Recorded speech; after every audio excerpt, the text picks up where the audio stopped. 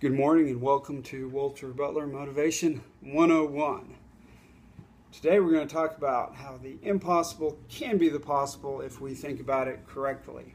Do we have any exercise enthusiasts out there? Runners, triathletes, Ironman competition? I'm guessing that we probably do. And you may be familiar with this story. The first story is the story of the sub 4-minute mile. Up until 1954, no one had ever run a sub 4-minute mile. Everyone thought it was impossible. The doctors proclaimed that the body wouldn't stand up to the strain. And scientists proved it with their charts and graphs and the mechanics showing that it was just simply impossible for a human body to run a sub 4-minute mile. It was impossible until it was possible. That is,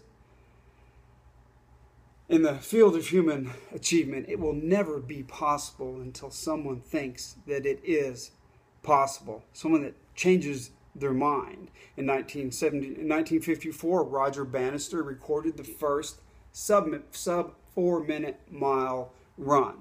Since then, do you know how many people have recorded sub 4-minute mile times? Over 20,000 people. That's because they thought that they could. They no longer believed that it was impossible. Now, believing that we can fly without, say, the help of a jumbo jet may never be possible, no matter how much we think we can. But believing that we can get a better job, that we can have a better marriage, that we can get out of debt is possible if we think we can. A man named Viktor Frankl wrote a book titled Man's Search for Meaning. Viktor Frankl was a POW in the German Nazi death camps in World War II. He spent 3 years at Auschwitz, one of the most terrible of the Nazi death camps, as well as a few other Nazi death camps from 1942 until 1945. He witnessed his parents murdered. He witnessed his friends murdered. He even witnessed his wife murdered. He witnessed countless inmates that were in these death camps with him that after fighting for a while to survive just simply give up, stop eating, lay down, and die.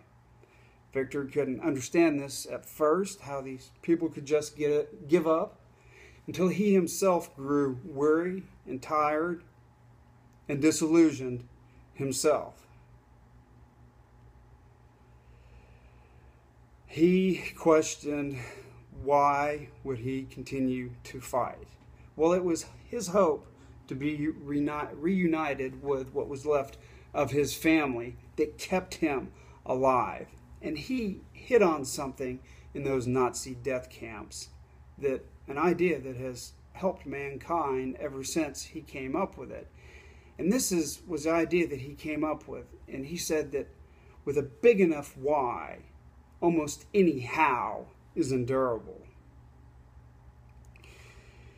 Viktor Frankl did live to survive the Nazi death camps and reunite with those who were in his family. But he also penned the book, Man's Search for Meaning, with that one central theme, that one idea that with a big enough why, anyhow is endurable. No matter what it takes, we can endure it if the why is large enough. He wrote that book and helped mankind in human achievement immeasurably from his pen. Now, Victor had found the why he needed to keep on living, the meaning of his life. He and many of his companions he did help did survive the Nazi death camps, and he wrote that book. And I encourage you to go out and get a copy of that, Man's Search for Meaning. It is very, very motivational. So I want to ask you to ask yourself, what is your why? How hard does hard have to be before you give up?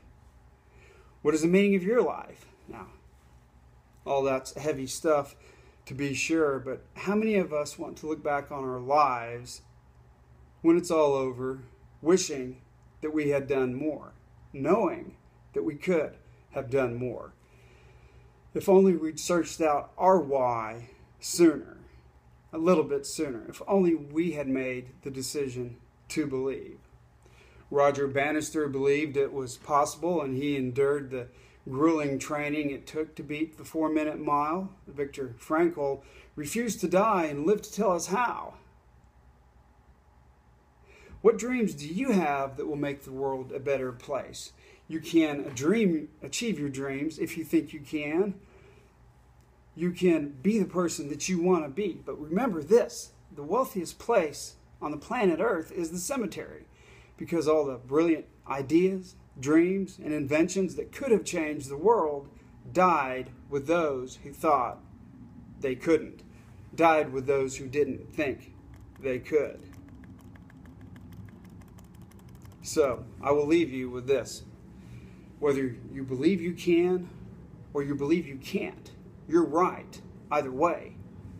It's all the mindset in your mind that makes the difference, because the choice is yours, and I hope you choose to believe, to think you can.